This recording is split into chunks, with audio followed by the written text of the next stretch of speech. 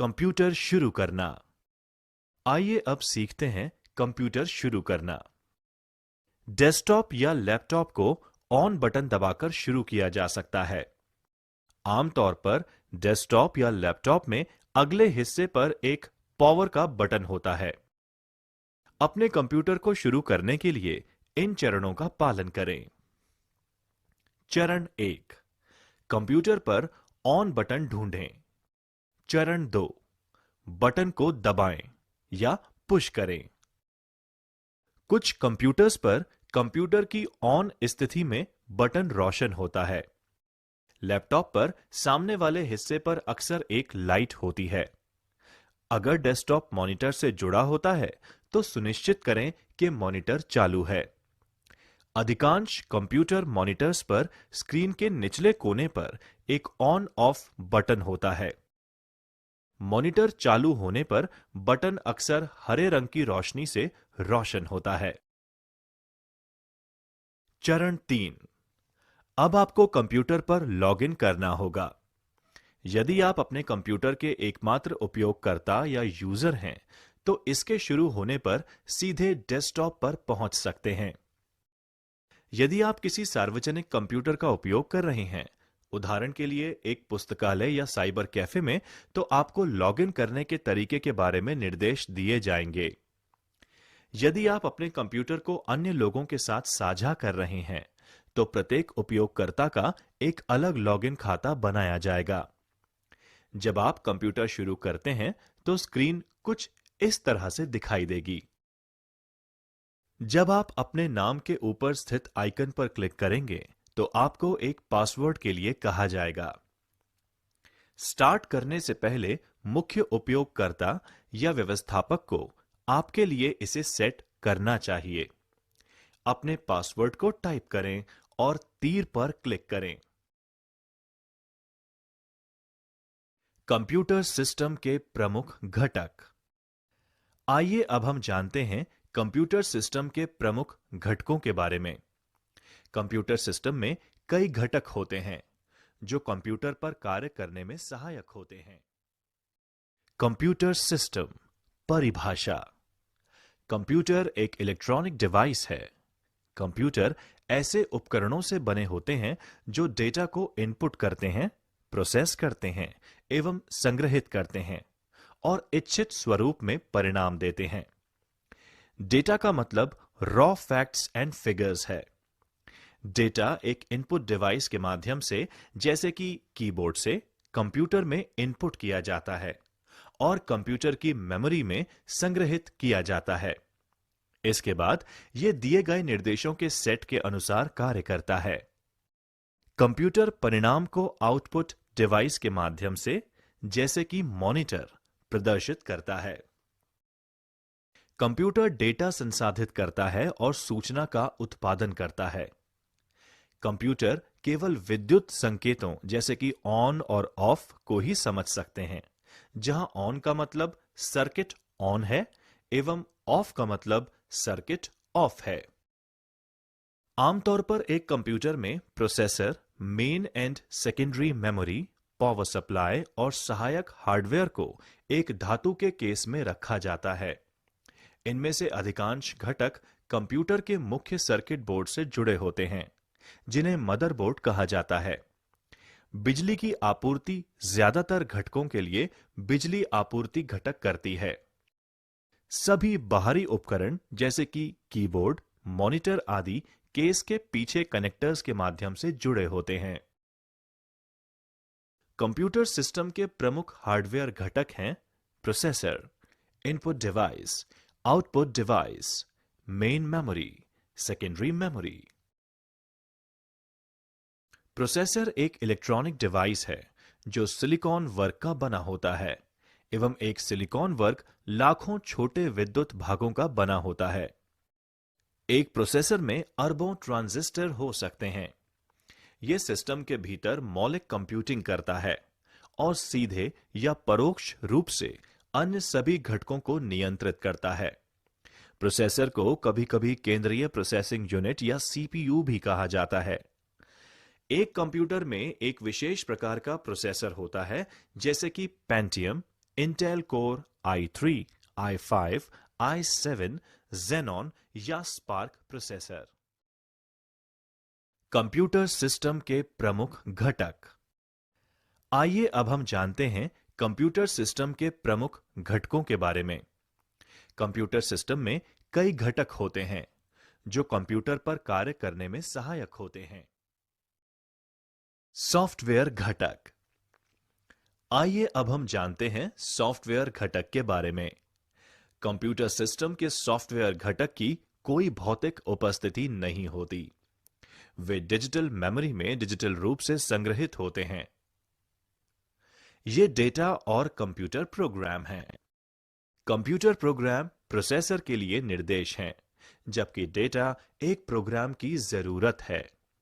Data कई तरह के हो सकते हैं, जैसे अल्फाबेटिक डेटा, संख्यात्मक डेटा, इमेजेस, ऑडियो डेटा इत्यादि।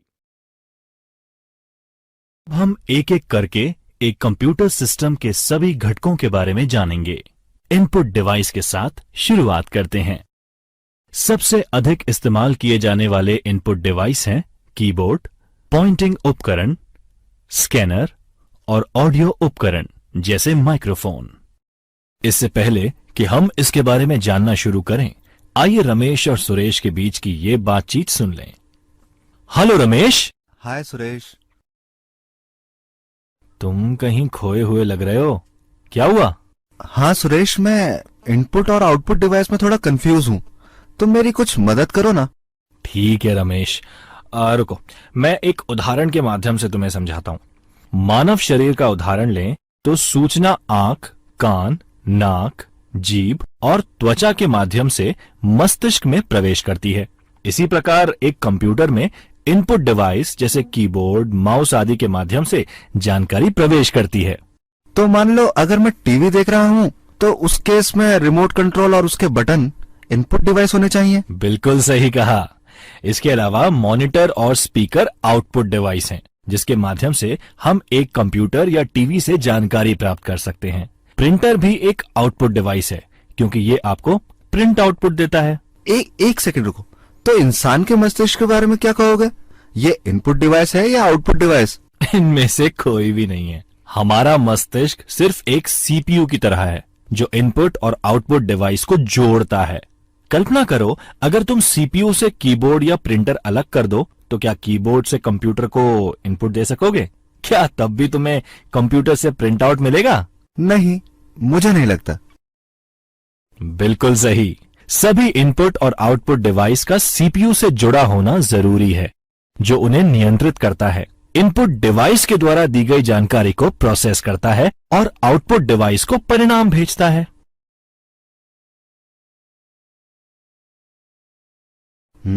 अब चीजें काफी समझ में आई हैं। शुक्रिया दोस्त।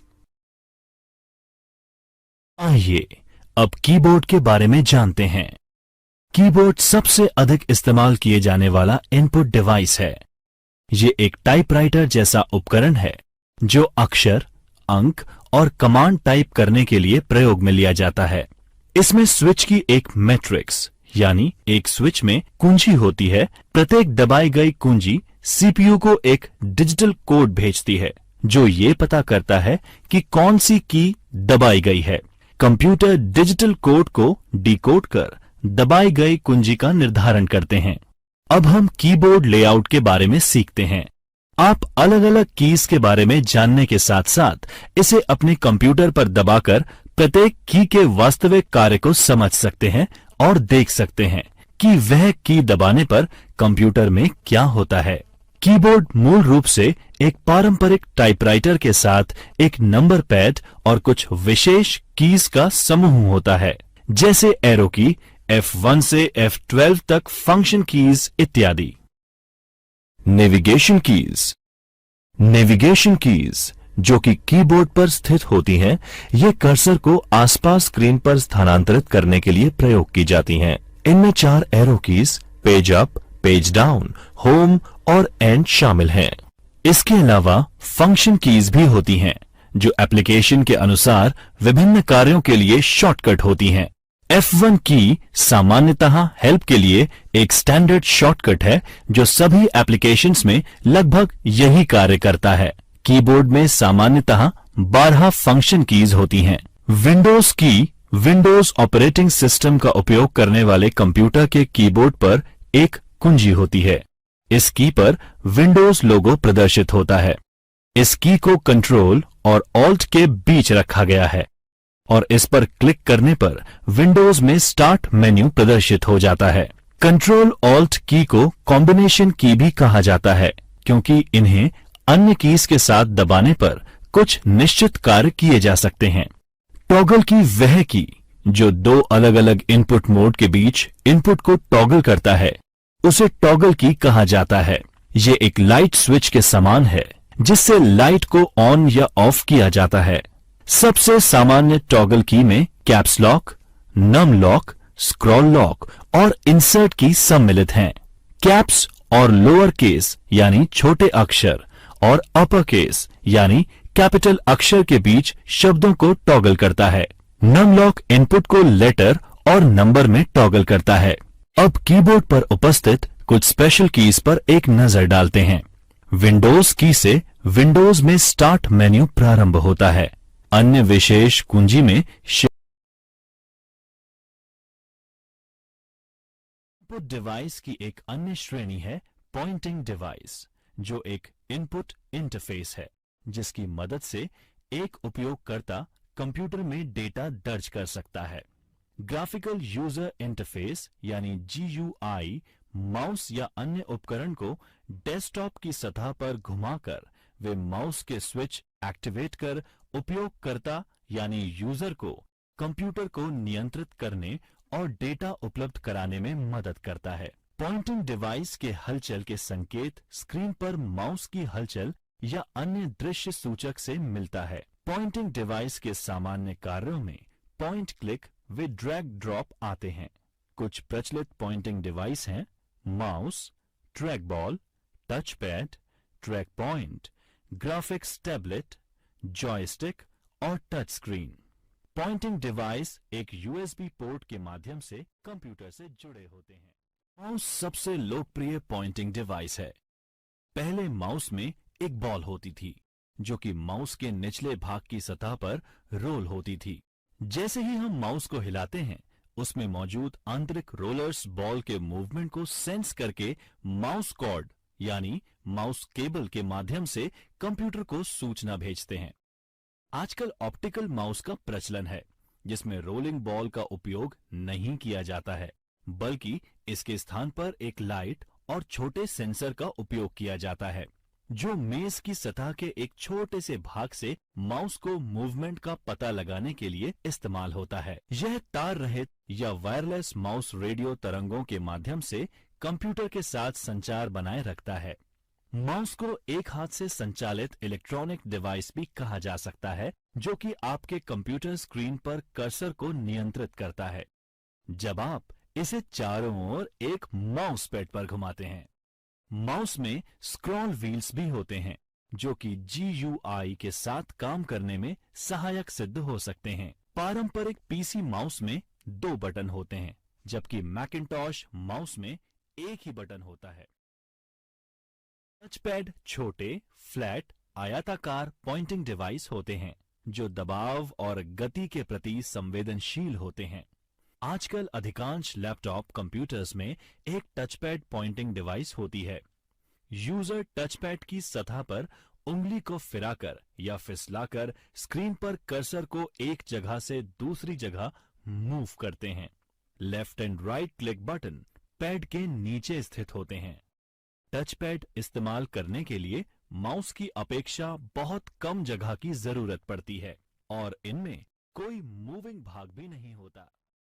Track point. कुछ नोटबुक कंप्यूटर जैसे IBM थिंकपैड में टच पैड के लिए भी जगह नहीं होती।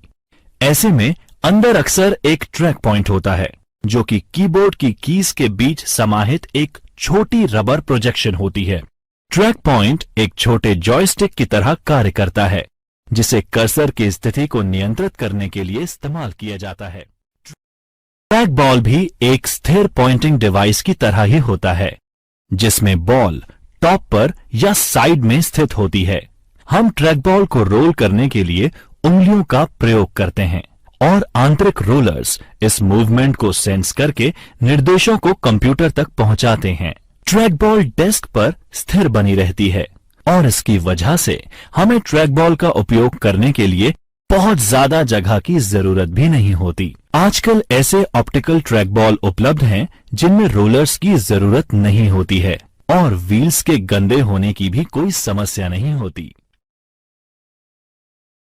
जॉयस्टिक भी पॉइंटिंग डिवाइस है जो अक्सर कंप्यूटर गेम और सिम्युलेटर में इस्तेमाल किया जाता है। जॉयस्टिक्स और खेल नियंत्रकों के विभिन्न प्रकार बाजार में उपलब्ध हैं।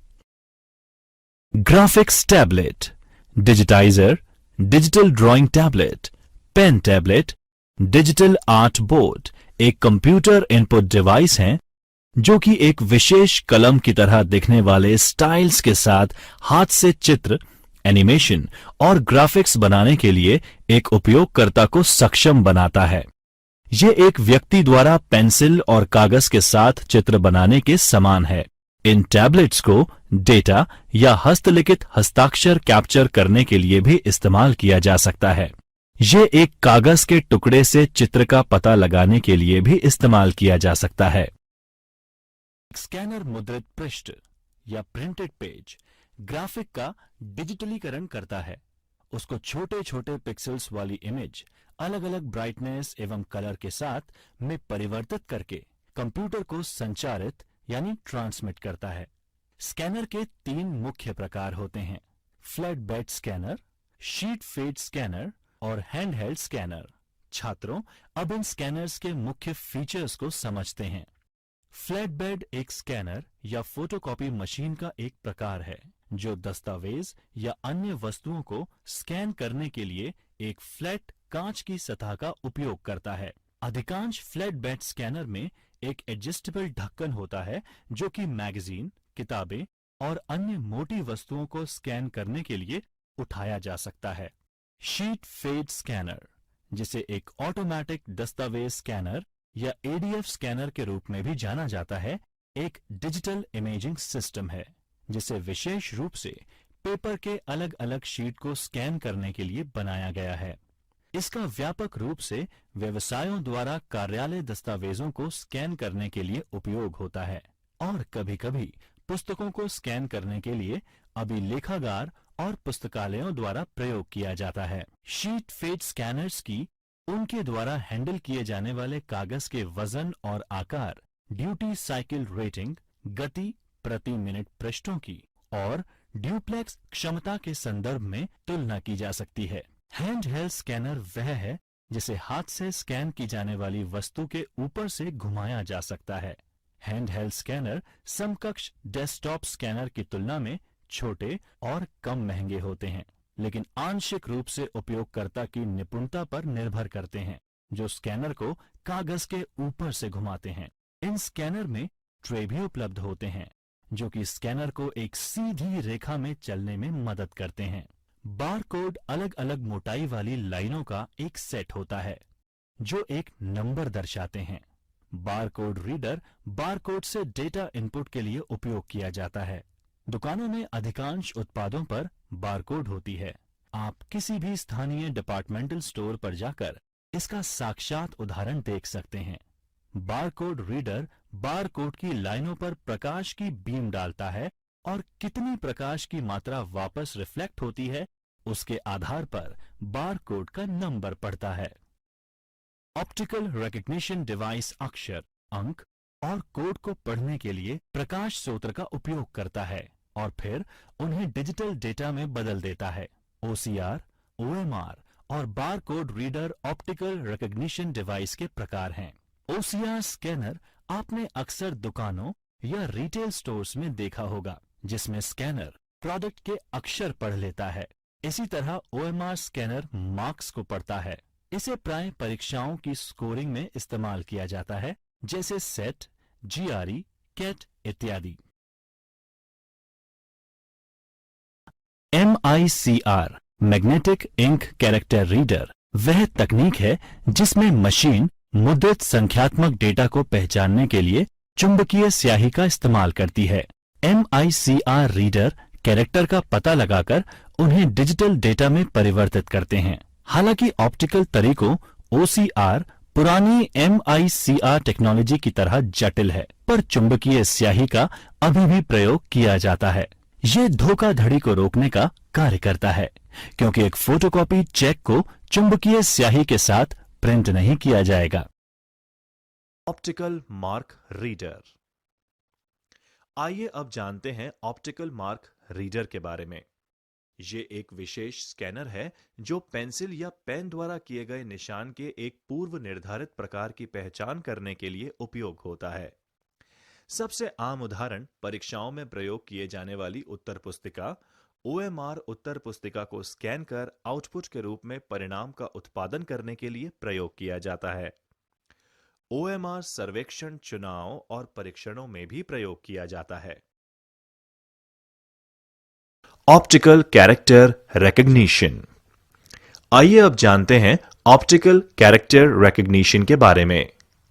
Optical character recognition machine encoded form में इमेजेस, प्रिंटेड या हस्तलिखित टेक्स्ट का इलेक्ट्रॉनिक रूपांतरण करता है।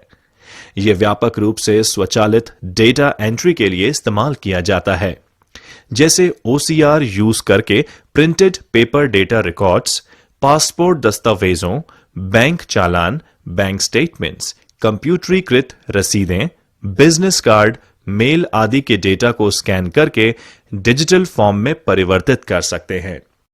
यह प्रिंटेड टेक्स्ट को डिजिटाइज करने का सबसे आम तरीका है, जिससे यह डेटा इलेक्ट्रॉनिक रूप से एडिट, सर्च, ऑनलाइन डिस्प्ले किया जा सकता है और इसके बाद इसको मशीन प्रक्रियाओं जैसे कि मशीन अनुवाद, टेक्स्ट का स्पीच में परिवर्तन और पाठ खनन में उपयोग कर सकते हैं। Barcode reader. आइए अब जानते हैं बारकोड रीडर के बारे में। बारकोड एक वस्तु को मशीन द्वारा विशिष्ट रूप से पहचानने का एक तरीका है। हर एक ऑब्जेक्ट को विशिष्ट रूप से पहचानने के लिए एक कोड दिया जाता है, जिसे एक मशीन के द्वारा पढ़ा जा सकता है। मूल रूप से बारकोड को समानांतर लाइनों के बीच की दूरी एवं उनकी चौड़ाई में अंतर करके विशिष्टता दी जाती थी, लेकिन बाद में 2 आयामों में आयत, डॉट्स, षटकोण और अन्य ज्योमेट्रिकल आकारों में विकसित हुआ। यह विशेष रूप से शॉपिंग मॉल एवं डिपार्टमेंटल स्टोर में क्विक बिलिंग और सूची प्रबंधन के लिए उपयोग किया जाता है।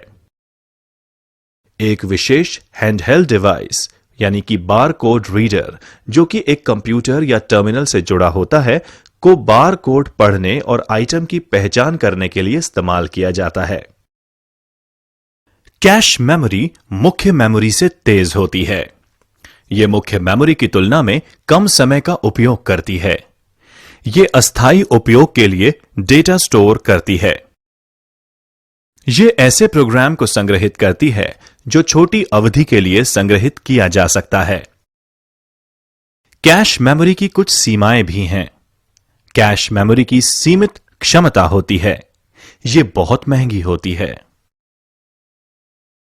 स्पीच रिकग्निशन एक तरह का इनपुट है, जिसमें कंप्यूटर एक माइक्रोफोन में बोले गए शब्दों को पहचानता है। नवीनतम प्रौद्योगिकी निरंतर स्पीच रिकग्निशन का इस्तेमाल करती है, जहां उपयोगकर्ता को शब्दों के बीच पॉज लेने की जरूरत नहीं होती है।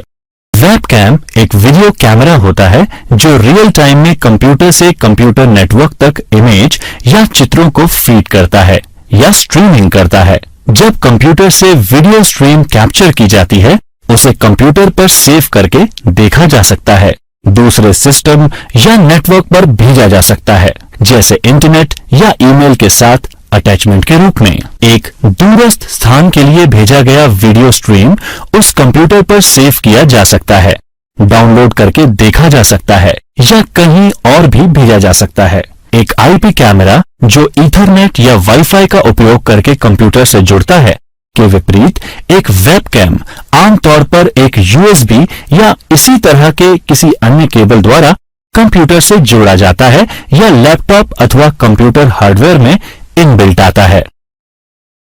अब आउटपुट डिवाइस की बात करते हैं। आउटपुट एक कंप्यूटर जनित जानकारी होती है जो स्क्रीन पर प्रदर्शित की जाती है और कागज पर प्रिंट की जाती है या मशीन पढ़ सके ऐसे फॉर्म में जैसे डिस्क और टेप। आउटपुट डिवाइस परिधीय उपकरण होते हैं जो हमें कंप्यूटर द्वारा संसाधित या प्रोसेस डेटा देखने अथवा सुनने के लिए सक्षम बनाते हैं। आउटपुट ऑडियो या वीडियो कुछ भी हो सकता है। विजुअल आउटपुट में टेक्स्ट, ग्राफिक्स और वीडियो शामिल होते हैं। ऑडियो आउटपुट में ध्वनि, संगीत और संश्लेषित स्पीच शामिल होते हैं। सबसे लोकप्रिय आउटपुट डिवाइस में मॉनिटर, प्रिंटर और स्पीकर आते हैं। आइए अब हम उन्हें एक एक करके प्रत्येक के बारे में समझते हैं। मॉनिटर एक कंप्यूटर डिस्प्ले या कंप्यूटर के लिए एक इलेक्ट्रॉनिक विजुअल डिस्प्ले होता है। आधुनिक मॉनिटर्स में आमतौर पर एक thin film transistor liquid crystal display यानी TFT LCD या एक फ्लैट पैनल LED डिस्प्ले होता है, जबकि पुराने मॉनिटर्स में एक कैथोड रे ट्यूब, जिसे CRT कहा जाता था, का इस्तेमाल किया जाता था। मॉनिटर को VGA, DVI, HDMI, display port, Thunderbolt, LDVS यानी लो वोल्टेज डिफरेंशियल सिग्नलिंग के माध्यम से या अन्य प्रोप्राइटरी कनेक्टर्स और सिग्नल से कंप्यूटर से जोड़ा जा सकता है। मॉनिटर के बारे में बात करते हैं। CRT यानी कैथोड रे ट्यूब ऐसे कंप्यूटर मॉनिटर पर या टीवी में एक डिस्प्ले स्क्रीन के रूप में एक वैक्यूम ट्यूब का इस्तेमाल होता है। ट्यूब के एक अंत पर फास्फोरस की कटिंग होती है, जिस पर जब इलेक्ट्रॉन भिड़ते हैं तो प्रकाश का उत्सर्जन होता है। अतीत में CRT कंप्यूटर डिस्प्ले टर्मिनल के लिए एक लोकप्रिय शब्द था। आज मॉनिटर सही शब्द है, क्योंकि कंप्यूटर डिस्प्ले बहुत समय पहले से ही CRT से पलायन कर LCD पैनल पर शिफ्ट हो चुके हैं। इसी तरह फ्लैट पैनल टीवी भी अब CRT का उपयोग नहीं करते।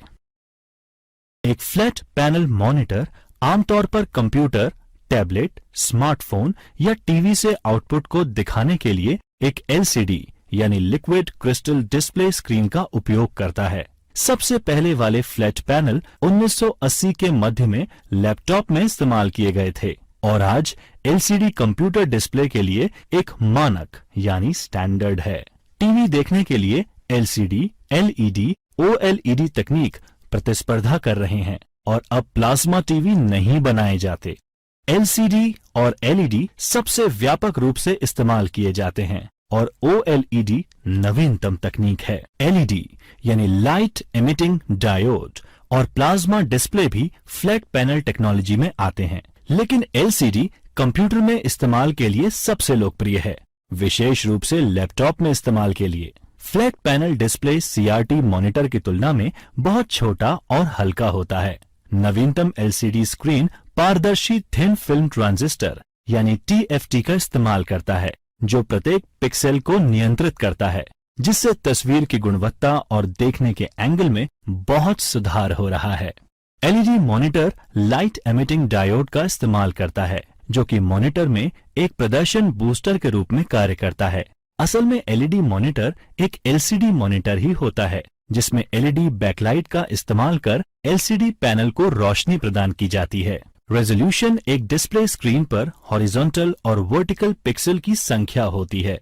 जितने अधिक पिक्सल, उतना अधिक बिना स्क्रॉल के जानकारी डिस्प्ले होती है। उदाहरण के लिए स्क्रीन रेजोल्यूशन 1600-1200 का मतलब 1600 हॉरिजॉन्टल और 1200 वर्टिकल पिक्सल होना है। रेजोल्यूशन को प्रति इंच पिक्सल के एक मैट्रिक्स के रूप में परिभाषित किया जा सकता है। 1920-1200 के स्क्रीन रेजोल्यूशन में 1200 हॉरिजॉन्टल लाइन होती हैं, जिसमें प्रत्येक में 1920 पिक्सल हैं, जो ऊपर से नीचे तक वर्टिकल चलती हैं। अधिकांश समय एक तीसरी संख्या भी रंगों को नामित करने के लिए रेजोल्यूशन में जोड़ी जाती है। उदाहरण के लिए 1920-1264 के 64,000 रंगों की एक सेटिंग दर्शाता है। हालांकि तीसरा नंबर रिफ्रेश दर भी हो सकती है। उदाहरण के लिए इसका मतलब है 1280 1024 60 हर्ट्ज पर 1280 1024 पिक्सल प्रति सेकंड 60 बार रिफ्रेश। SVGA यानी सुपर VGA 800 600 1024 768 1280, 1024 और 1600, 1200 पिक्सल का एक रेजोल्यूशन है। 1980 के दशक में VESA ने IBM के VGA डिस्प्ले स्टैंडर्ड को 640, 480 से बढ़ाकर 800, 600 किया और इसे सुपर VGA नाम दिया गया। XGA यानी एक्सटेंडेड ग्राफिक्स एरे 1990 में IBM द्वारा शुरू किया गया। 1024, 768 पिक्सल वाला एक इंटेल स्क्रीन रेजोल्यूशन है। 256 रंग को सपोर्ट कर XGA ने VGA के टेक्स्ट मोड को 80 से 132 कॉलम का बनाया। XGA बाद में बिना इंटरलेस के और 64 के रंग के रेजोल्यूशन में सुधारा गया। इन वर्षों में विक्रेताओं ने कई रेजोल्यूशन जोड़े जो कि पिक्सल की कुल संख्या का अंश या उसके मल्टीपल्स में था। उपयोगी सुझाव: मॉनिटर स्क्रीन को आंख के स्तर से 20 डिग्री नीचे रखा जाना चाहिए। स्क्रीन नियमित रूप से साफ करें और अपनी आंखें हर 5 सेकंड में झपकाएं। प्रिंटर वह डिवाइस है जो कि कंप्यूटर आउटपुट को प्रिंट में परिवर्तित करता है। प्रिंटर एक स्थायी पठनीय प्रारूप में जानकारी देते हैं जिसे हार्ड कॉपी भी कहा जाता है। आमतौर पर आउटपुट एक कागज पर छपता है। प्रिंटर आउटपुट की गुणवत्ता DPI यानी डॉट्स प्रति इंच के संदर्भ में मापा जाता है। प्रिंटर को मोटे तौर पर इंपैक्ट और नॉन इंपैक्ट प्रिंटर में वर्गीकृत किया जा सकता है। इंपैक्ट प्रिंटर वह प्रिंटर है जो ऐसा प्रिंटिंग तरीका इस्तेमाल करता है जिसमें वह कैरेक्टर की छवि या चित्र को रिबन में और कागज पर स्ट्रोक के माध्यम से प्रिंट करता है। इंपैक्ट प्रिंटर 2 प्रकार के होते हैं, कैरेक्टर प्रिंटर और लाइन प्रिंटर। कैरेक्टर प्रिंटर आमतौर पर एक समय में एक कैरेक्टर को प्रिंट करते हैं।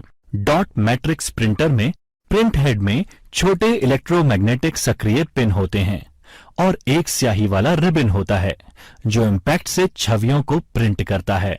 ये प्रिंटर काफी शोर करते हैं और अपेक्षाकृत धीमी गति से कार्य करते हैं। ये बड़े बिजनेस कारोबार में इस्तेमाल होते हैं जहां लगातार 80 कॉलम और 132 कॉलम की स्टेशनरी पर प्रिंटिंग होती रहती है। उदाहरण के लिए 9 pin head draft quality text बनाते हैं जबकि 24 पिन हेड टाइपराइटर की गुणवत्ता का आउटपुट निकालते हैं। गति 200 से 400 कैरेक्टर प्रति सेकंड यानी CPS तक होती है जो लगभग 90 से 180 लाइनें प्रति मिनट यानी LPM। लाइन मैट्रिक्स प्रिंटर एक समय में एक पूरी लाइन प्रिंट करते हैं। परंपरागत रूप से लाइन प्रिंटर चॉन प्रिंटर और ड्रम प्रिंटर के रूप में होते थे। प्रिंटर के ये प्रकार एक प्रिंट हेड का इस्तेमाल करते हैं जिसमें पिन होती है जो इलेक्ट्रोमैग्नेटिक तंत्र द्वारा प्रिंटर हेड और पेपर के बीच रखे रिबन पर स्ट्राइक करती है जहां आउटपुट प्रिंट होता है। उनकी गति प्रिंटिंग प्रॉपर्टीज के प्रकार पर निर्भर करती है और प्रति मिनट 200 से 2000 लाइनों तक होती है। प्रिंटर की एक अन्य श्रेणी नॉन इंपैक्ट प्रिंटर है जिसमें कागज पर एक रिबन पीटने के बिना ही प्रिंट होता है। लेजर, LED, इंकजेट, ठोस स्याही, थर्मल वैक्स हस्तांतरण और dye sublimation printer non impact printer का उदाहरण है। नॉन इंपैक्ट प्रिंटर आमतौर पर इंपैक्ट प्रिंटर से तेज कार्य करते हैं और बहुत कम आवाज करते हैं। लोकप्रिय नॉन इंपैक्ट प्रिंटर में inkjet printer, laser printer, thermal printer और प्लॉटर हैं। Inkjet 3 ink colour cyan, magenta और पीले का उपयोग करते हैं लेकिन एक काले रंग का कंपोजिट निकालते हैं जो कि अक्सर गंदा होता है। 4 रंग वाले इंकजेट CMYK शुद्ध काले रंग की प्रिंटिंग के लिए काली स्याही का उपयोग करते हैं। घर पर उपयोग के लिए सबसे आम प्रकार का प्रिंटर कलर इंकजेट प्रिंटर है। ये प्रिंटर प्रिंट सिरे से स्याही की छोटी बूंदों का छिड़काव कर पेज की छवि बनाते हैं। प्रिंटर को कलर इमेज प्रिंट करने के लिए स्याही के कई रंगों की जरूरत पड़ती है। ये प्रिंटर अपेक्षाकृत सस्ते होते हैं लेकिन कंज्यूमेबल वस्तुओं की लागत लंबे समय में संचालन को महंगा बनाता है। आज लगभग सभी इंकजेट प्रिंटर कलर आउटपुट निकाल सकते हैं। लेजर प्रिंटर कार्यालय और व्यावसायिक प्रयोजनों के लिए अच्छी गुणवत्ता की छवियां बनाता है। एक फोटो सेंसिटिव मटेरियल द्वारा कोटेड ड्रम को चार्ज किया जाता है और फिर छवि एक लेजर या एलईडी द्वारा इस पर छापी जाती है। उसके बाद ड्रम टोनर के अंदर रोल करता है। टोनर कागज पर जमा किया जाता है और फिर गर्मी से कागज में जोड़ा जाता है। अधिकांश लेजर प्रिंटर मोनोक्रोम यानी केवल एक रंग काला होते हैं, लेकिन महंगे लेजर प्रिंटर जिसमें कई रंग के टोनर कार्ट्रिज होते हैं मल्टी कलर आउटपुट प्रिंट कर सकते हैं। ये प्रिंटर इंकजेट प्रिंटर से अधिक तेजी से कार्य करते हैं। इनकी गति पेज प्रति मिनट यानी पीपीएम में मापी जाती है। डायरेक्ट थर्मल प्रिंटर एक मध्यम से कम रेजोल्यूशन वाला प्रिंटर होता है जिसमें कोटेड पेपर इस्तेमाल होता है जो गर्मी लगने पर डार्क हो जाता है। कागज को हीटिंग तत्वों की एक पंक्ति से पास किया जाता है जो कागज को जलाकर डॉट्स बना देते हैं। ये आमतौर पर बारकोड प्रिंटर और अन्य स्पेशलिटी प्रिंटर जैसे एटीएम से स्लिप प्रिंट करने के लिए इस्तेमाल किया जाता है। ये व्यापक रूप से पुरानी फैक्स मशीन में भी इस्तेमाल किया जाता था। प्रिंटिंग लागत अधिक होने के कारण इसे केवल पेशेवर डिजाइन के काम के लिए इस्तेमाल किया जाता है। उच्च गुणवत्ता वाले वेक्टर ग्राफिक्स यानी engineering, drawing, building plan, circuit diagram आदि कंप्यूटर के नियंत्रण में प्रिंट करने के लिए उपयोग किया जाता है। वे इंक पेन या इंक जेट का उपयोग ग्राफिक्स या चित्र बनाने के लिए करते हैं। आमतौर पर इनमें ड्रम प्लॉटर और फ्लैट बेड प्लॉटर होते हैं। ये काले और सफेद या कलर में प्रिंट करते हैं और कुछ तो 6 फीट चौड़े कागज पर भी प्रिंट कर सकते हैं। क्या आप जानते हैं पोर्ट्रेट ओरिएंटेशन में एक प्रिंटआउट की लंबाई ज्यादा होती है जिसमें जानकारी कागज के कम चौड़ाई वाले भाग में छपती है। इसके विपरीत लैंडस्केप प्रिंटआउट की चौड़ाई ज्यादा होती है। जानकारी कागज के ज्यादा चौड़े हिस्से पे छपती है। स्पीकर भी आउटपुट डिवाइस है जो एनालॉग ऑडियो सिग्नल्स को सुनने लायक बनाने के लिए उसे हवा कंपन में बदलते हैं। जब सीआरटी मॉनिटर स्टैंडर्ड थे तब कंप्यूटर के लिए डिजाइन किया गया स्पीकर सीआरटी के चुंबकीय तार के साथ चुंबकीय हस्तक्षेप से बचने के लिए शील्ड किया जाता था। स्पीकर मल्टीमीडिया कंप्यूटर का एक हिस्सा होता है। स्पीकर में एम्पलीफायर होते हैं जो ध्वनि उत्पन्न करने के कंपन करते हैं और ऑडियो आउटपुट देते हैं। प्रोजेक्टर एक उपकरण है जो कि एक सफेद या चांदी के कपड़े या स्क्रीन पर जैसे दीवार, छत या अन्य स्क्रीन इस पर कंप्यूटर आउटपुट प्रोजेक्ट करता है। ये व्यापक रूप से शिक्षा और स्लाइड प्रेजेंटेशन के लिए उपयोग किया जाता है। प्रोजेक्टर मुख्य रूप से फिल्में प्रदर्शित करने के लिए तैयार किए गए हैं। लोगों की एक बड़ी संख्या को कंप्यूटर आउटपुट दिखाने के लिए मल्टीमीडिया प्रोजेक्टर का इस्तेमाल किया जाता है। ये प्रेजेंटेशन दिखाने और कॉर्पोरेट बैठकों के लिए कक्षाओं और ऑडिटोरियम में प्रयोग किया जाता है। कुछ ऐसे उपकरण भी हैं जो इनपुट और आउटपुट दोनों के लिए इस्तेमाल किए जाने की क्षमता रखते हैं। लोकप्रिय इनपुट आउटपुट डिवाइस हैं फैक्स मशीन, मल्टीफंक्शन उपकरणों यानी MFD, touch screen display, digital कैमरे इत्यादि। फैक्स मशीन एक दस्तावेज को शून्य और एक की एक श्रृंखला जिसे बिटमैप के नाम से भी जाना जाता है में परिवर्तित करता है, जिसे सामान्य कंप्यूटर डेटा की तरह स्थानांतरित किया जा सकता है।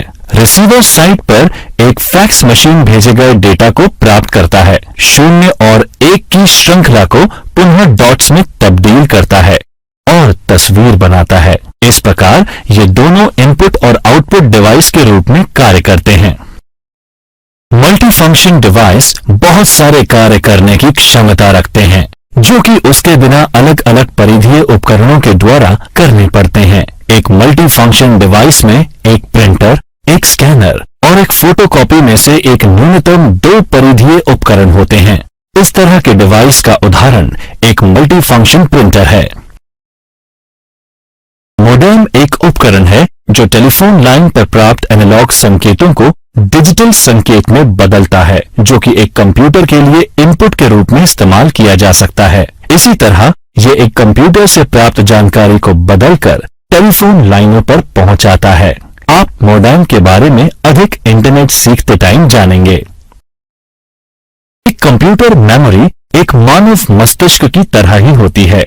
ये डेटा और जानकारी स्टोर करने के लिए प्रयोग की जाती है। कंप्यूटर मेमोरी एक स्टोरेज जगह है जहां प्रोसेस करने के लिए डेटा और निर्देशों को रखा जाता है। मेमोरी मुख्य रूप से 3 प्रकार की होती है: primary memory, main memory, secondary memory और कैचे मेमोरी। कैचे मेमोरी, जिसे सीपीयू कैचे भी कहा जाता है, एक मेमोरी बैंक है जो मुख्य स्मृति और प्रोसेसर के बीच ब्रिज का काम करता है। कैचे मेमोरी एक बहुत ही उच्च गति वाली सेमीकंडक्टर मेमोरी है जो सीपीयू और मुख्य मेमोरी में तेजी ला सकती है। ये डेटा और प्रोग्राम के उन हिस्सों को स्टोर रखती है जो अक्सर सीपीयू द्वारा उपयोग में लिया जाता है। डेटा और प्रोग्राम के कुछ हिस्से ऑपरेटिंग सिस्टम द्वारा डिस्क से कैचे मेमोरी में ट्रांसमिट होते हैं, जहां से सीपीयू उन तक पहुंच सकते हैं। निर्देश और डेटा लुक अहेड एल्गोरिथम का उपयोग कर कैश लाइन कहे जाने वाले फिक्स ब्लॉक में मुख्य मेमोरी से कैश में स्थानांतरित किए जाते हैं। Primary memory. आइए अब जानते हैं कंप्यूटर की प्राइमरी मेमोरी के बारे में। प्राइमरी मेमोरी केवल उन डेटा और निर्देश को जमा करके रखती है जिस पर वर्तमान में कंप्यूटर काम कर रहा है। जब बिजली बंद हो जाती है तब यह मेमोरी डेटा खो देती है। आमतौर पर यह मेमोरी अर्धचालक उपकरणों से बनी होती है। इसका मतलब सिलिकॉन आधारित ट्रांजिस्टर से मिलकर बने हुए एकीकृत सर्किट रैम और रोम मुख्य मेमोरी के 2 उदाहरण हैं। रैम परिवर्तनशील मेमोरी है। फ्लैश मेमोरी रोम, प्रोम, प्रोग्रामेबल रोम, ईपीरोम, इरेजेबल प्रोम नॉन वॉलेटाइल मेमोरी के उदाहरण हैं। डेटा और निर्देश जो कि प्रोसेस करने के लिए आवश्यक है मुख्य मेमोरी में रहते हैं। मुख्य मेमोरी की विशेषताएं। यह कंप्यूटर के काम करने वाली मेमोरी है। इसकी गति मुख्य मेमोरी से भी तेज होती है। एक कंप्यूटर प्राइमरी मेमोरी के बिना नहीं चल सकता।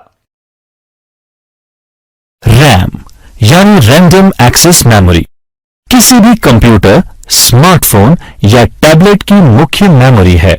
रैम अस्थायी कार्यक्षेत्र है जहां डेटा प्रोसेस होता है और निर्देशों का पालन होता है।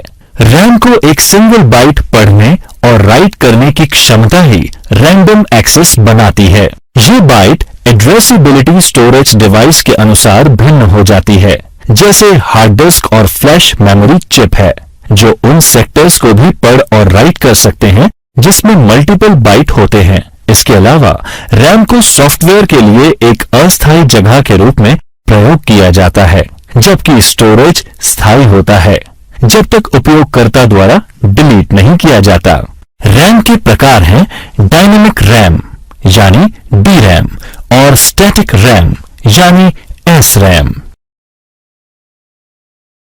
रोम रीड ओनली मेमोरी एक मेमोरी चिप है जो कि स्थायी रूप से निर्देश और डेटा स्टोर करते हैं। स्टोर की जाने वाली सामग्री चिप निर्माण की प्रक्रिया के अंतिम चरण में मास्किंग बनाई जाती है और इसे बदला नहीं जा सकता। स्टैंड अलोन रोम चिप्स और माइक्रो कंट्रोलर चिप्स में रोम बैंकों का इस्तेमाल असंख्य एप्लीकेशन के लिए कंट्रोल रूटीन धारण करने के लिए किया जाता है। रोम भी व्यापक रूप से पुराने पीसी में बायोस होल्ड करने के लिए और वीडियो गेम में प्लग इन कार्ट्रिज के लिए इस्तेमाल किया गया। रोम यानी रीड ओनली मेमोरी के प्रकार हैं पीरोम, ईपीरोम और ईईपीरोम। पीरोम यानी प्रोग्रामेबल रोम एक स्थायी मेमोरी चिप है जिसमें कंटेंट चिप निर्माता के बजाय ग्राहक द्वारा बनाया जाता है या प्रोग्राम किया जाता है।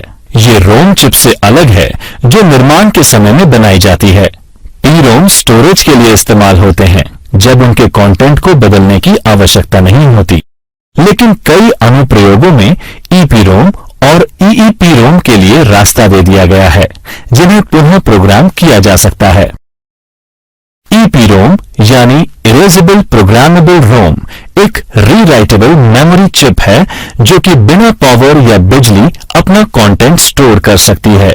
EEPROM चिप्स को सर्किट बोर्ड पर रखे जाने से पहले एक बाहरी प्रोग्रामिंग डिवाइस पर लिखा जाता है। चिप को एक महंगी चीनी मिट्टी से बने चिप पैकेज की आवश्यकता होती है, जिसमें एक छोटी सी क्वार्ट्ज विंडो होती है जो अपारदर्शी चिपचिपे टेप के साथ कवर की जाती है। पुनः प्रोग्रामिंग के लिए चिप को सर्किट बोर्ड से निकाला जाता है, टेप निकाल दिया जाता है और इसे लगभग 20 मिनट के लिए एक अल्ट्रावायलेट यानी यूवी प्रकाश के नीचे रखा जाता है। EEPROM यानी इलेक्ट्रिकली इरेजेबल प्रोग्रामेबल रोम एक रीराइटेबल मेमोरी चिप है जो बिना पावर या बिजली के बिना अपना कंटेंट रखती है। EEPROM राइट स्तर पर बिट या बाइट एड्रेसेबल होते हैं, जिसका मतलब है फिर से डेटा राइट करने से पहले बिट या बाइट को मिटाना जरूरी होता है। फ्लैश मेमोरी में जो EEPROM से विकसित हुआ और वास्तुकला में लगभग समान है, डेटा राइट करने से पहले बाइट के पूरे ब्लॉक को मिटाना होता है।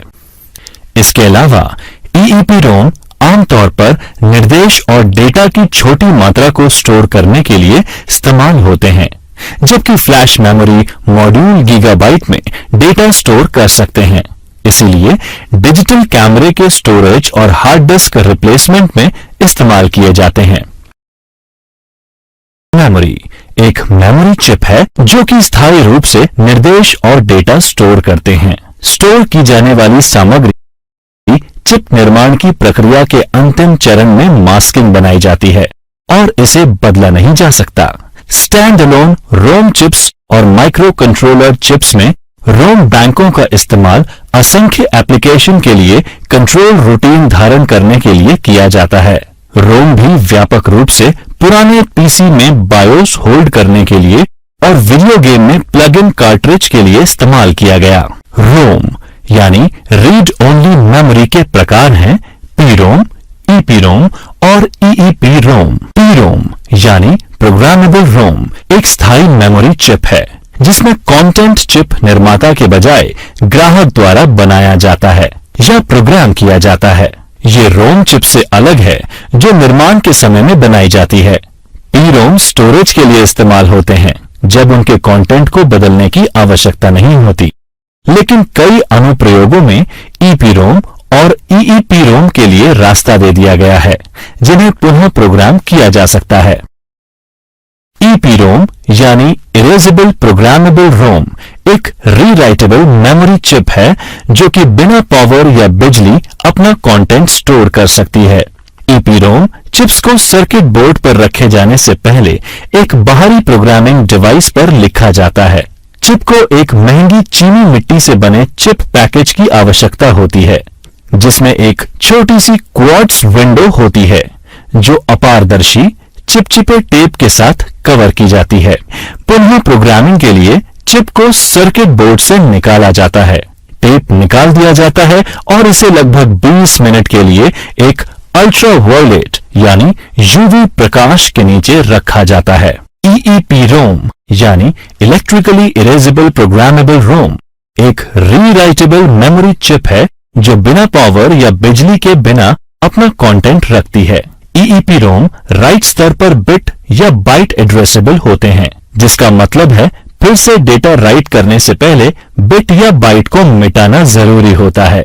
फ्लैश मेमोरी में जो EEPROM से विकसित हुआ और वास्तुकला में लगभग समान है, डेटा राइट करने से पहले बाइट के पूरे ब्लॉक को मिटाना होता है। इसके अलावा EEPROM आमतौर पर निर्देश और डेटा की छोटी मात्रा को स्टोर करने के लिए इस्तेमाल होते हैं, जबकि फ्लैश मेमोरी मॉड्यूल गीगाबाइट में डेटा स्टोर कर सकते हैं।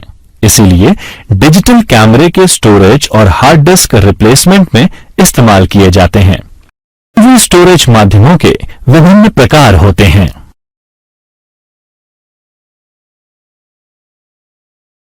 Hard disk drive. आइए अब जानते हैं कंप्यूटर की हार्ड डिस्क के बारे में, जो कि सेकेंडरी मेमोरी होती है। ये एक डेटा भंडारण डिवाइस है जिसका उपयोग कर डेटा भंडारण या डिजिटल इंफॉर्मेशन रिट्रीव करने के लिए किया जाता है। इसे एक या एक से ज्यादा तेजी से घूमती हुई डिस्क, जो कि चुंबकीय सामग्री से लिप्त होती है, के द्वारा किया जाता है। प्लेटर्स की सतह पर जानकारी को लिखने और पढ़ने के लिए प्लेटर्स को चुंबकीय हेड्स के साथ रखा जाता है, जो एक चलती आर्म पर व्यवस्थित होता है। डेटा रैंडम एक्सेस ढंग से प्राप्त किया जा सकता है। इसका मतलब है कि डेटा को किसी भी क्रम में प्राप्त किया जा सकता है। बिजली बंद होने पर भी HDD अपने डेटा को बरकरार रखता है। HDD की प्रमुख विशेषता उसकी क्षमता और प्रदर्शन है। 1 टेराबाइट डिस्क ड्राइव 1000 गीगाबाइट की होती है, जहां 1 GB 1 अरब बाइट्स की क्षमता होती है। डिस्क ड्राइव की परफॉर्मेंस कितने समय में कितना डेटा रिट्रीव किया गया उसके अनुसार मापी जाती है, जैसे डेटा रेट। Optical disc. सभी ऑप्टिकल डिस्क वृत्ताकार थाली के आकार की होती हैं। ये अलग अलग आकार और भंडारण क्षमता में आती हैं।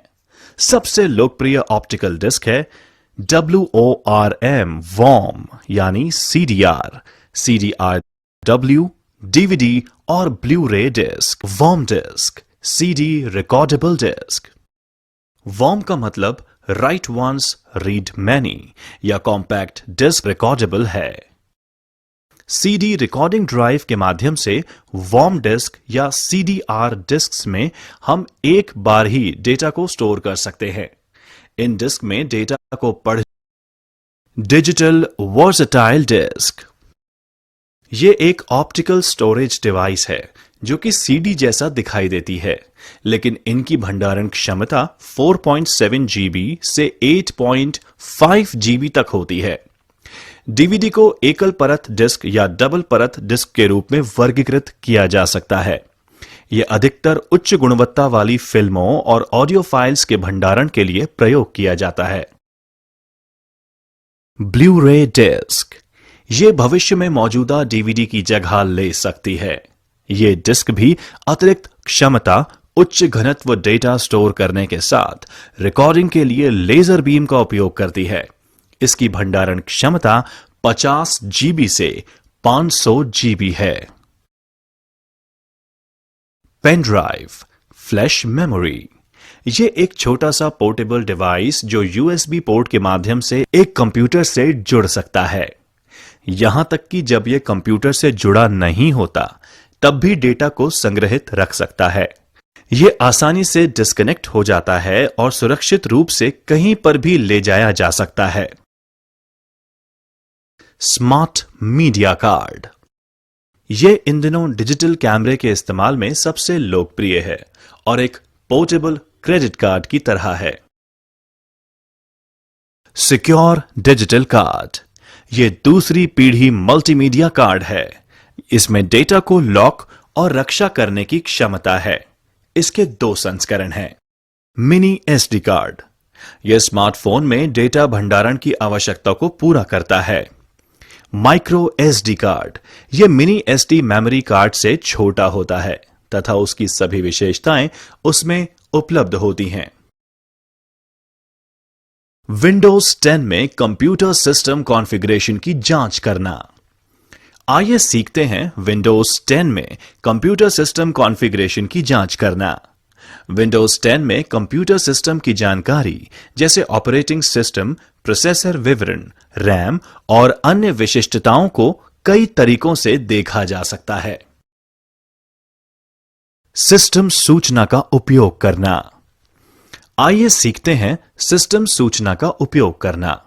सिस्टम इंफॉर्मेशन सबसे अच्छे टूल्स में से एक है, जिसका उपयोग कंप्यूटर की संपूर्ण प्रणाली विशिष्टताओं को देखने के लिए किया जा सकता है। सिस्टम इंफॉर्मेशन खोलने के लिए यह करें।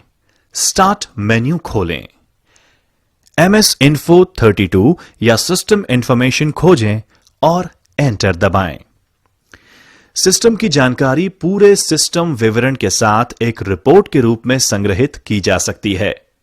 ये तब उपयोगी हो सकता है जब हार्डवेयर कार्य करना बंद कर दे, ताकि यह जाना जा सके कि कंप्यूटर के अंदर क्या है।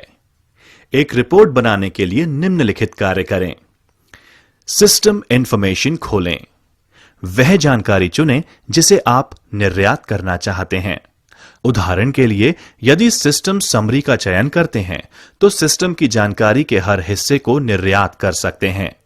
हालांकि यदि केवल कंप्यूटर के ग्राफिक कार्ड विवरणों को निर्यात करना चाहते हैं तो केवल डिस्प्ले का चयन कर सकते हैं। फाइल पर क्लिक करें, एक्सपोर्ट पर क्लिक करें। फाइल को सेव करने के लिए स्थान को ब्राउज करें, एक वर्णनात्मक नाम दर्ज करें और कार्य को पूरा करने के लिए सेव पर क्लिक करें। रिपोर्ट एक टेक्स्ट फाइल में उपलब्ध होती है जिसे किसी भी टेक्स्ट व्यूअर के साथ खोल सकते हैं, यहां तक कि स्मार्टफोन पर भी। कमांड प्रॉम्प्ट का उपयोग करना। आइए सीखते हैं कमांड प्रॉम्प्ट का उपयोग करना। कमांड प्रॉम्प्ट का उपयोग करने के लिए निम्न चरणों का पालन करें। स्टार्ट मेन्यू खोलें और कमांड प्रॉम्प्ट की खोज करें।